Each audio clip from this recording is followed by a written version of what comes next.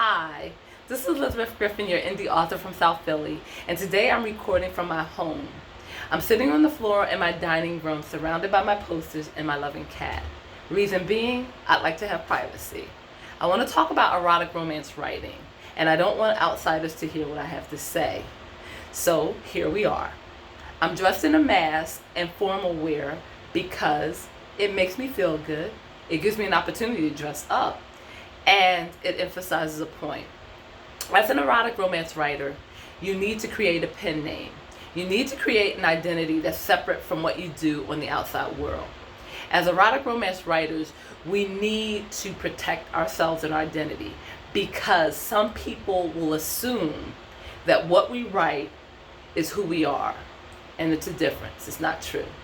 We are creative beings, and we're telling a story, and we're using sex and love and emotions to do so.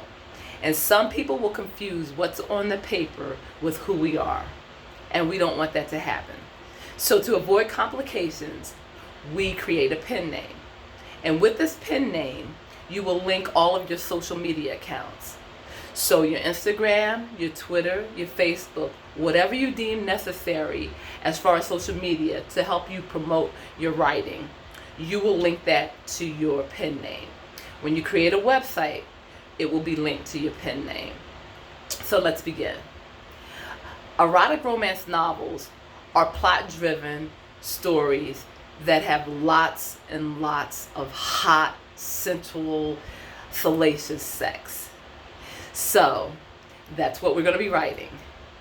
Erotic romances are very popular among women, and there are so many different genres out there that you can have your pick.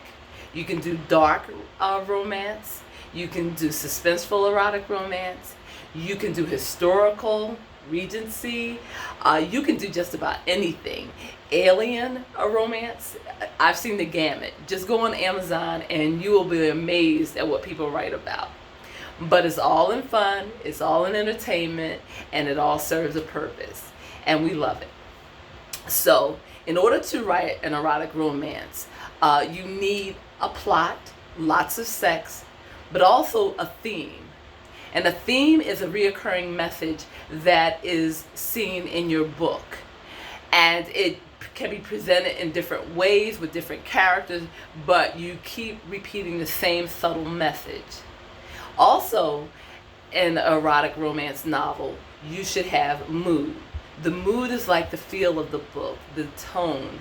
It can be dark and swarthy, or it could be electrifying and hot. You pick the mood, and then you tell your story accordingly.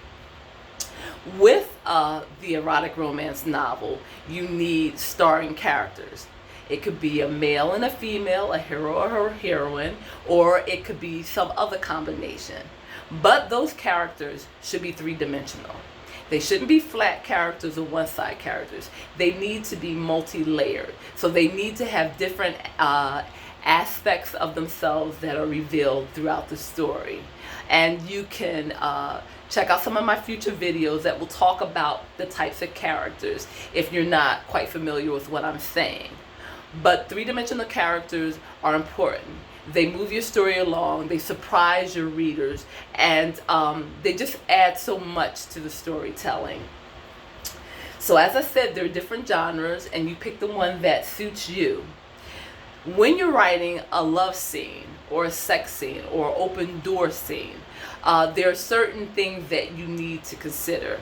You need to use your five senses. When we read about them having intercourse or sex, we want to smell what's going on, like his skin, the sweat on his skin. We want to feel his muscles. We want to taste his lips. We want to use all five senses. We want to engage them in the writing through the description so that we enjoy and we feel what the characters are feeling.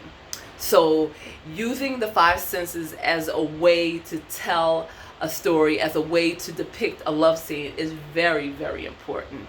And your reader will truly enjoy it because you will take them on an emotional high. There are some do's and don'ts in writing erotic romance. Amazon, Apple, and Kobo have banned certain writers because they have broached such subjects as bestiality, unconsensual rape, nudity on the cover.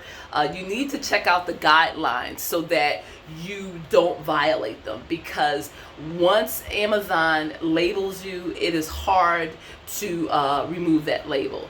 So try to follow the guidelines. No incest. Some years ago, there was a lot of incest on Amazon and some of the other ebook retailers, and Amazon and some of them pull those titles. So now a lot of people will write pseudo incest. And pseudo incest is a stepmother and a stepson, that type of thing. It's not actually people that are related, but there are people that have married into new families. So please pay attention to the guidelines, because you don't want to be banned. And you want your work to get out there and you want people to enjoy it. When you're writing erotic romance, there are so many stories out there, so many people are writing the same thing, that you may want to take an idea that's already out there and flip it around. And an example of this is I have the Red Velvet Delight series. I have a group of brothers. It's 3 brothers, and they're all virgins. A lot of stories out here deal with females that are virgins, but mine are alpha men and they're virgins. And I've been getting good responses. So you can take a storyline that's already out there and you can flip it around. And I just gave an example with what I'm doing with my Red Velvet Delight romance series. It is important for you to do research when you write about erotic romances, because you may pick a niche, and a niche is like a fetish type of thing, something that is not mainstream, but like a bondage and discipline, something like that. You want to investigate it before you write about it, because you want to get it right. If you do a trope, and a trope is something that people, like a go-to read for people. Some people like to read about kidnappings. Some people like to read about abductions, or or amnesia, or something like that. So study your tropes, understand how they work, and then implement them in your writing. In conclusion to this video, I'd like to say that it is important to keep producing products, to keep your name out there, to keep it circulating, because this is a very competitive field. And if you don't publish on a regular basis, people will move on to someone else. You will lose your fan base. So it's important to write swiftly, to do spell check, and to edit your work as best as you can, and to keep producing. I hope this video has been helpful to you. If it is, please leave a comment below.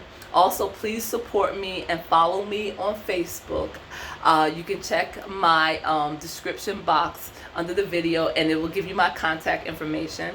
I'm on Instagram at eGriffinGore, Facebook Elizabeth Griffin Gore, also Elizabeth Griffin, and Twitter at The Scrub Series. Thank you for your time. I hope you enjoyed. Love, peace, and joy. Bye-bye.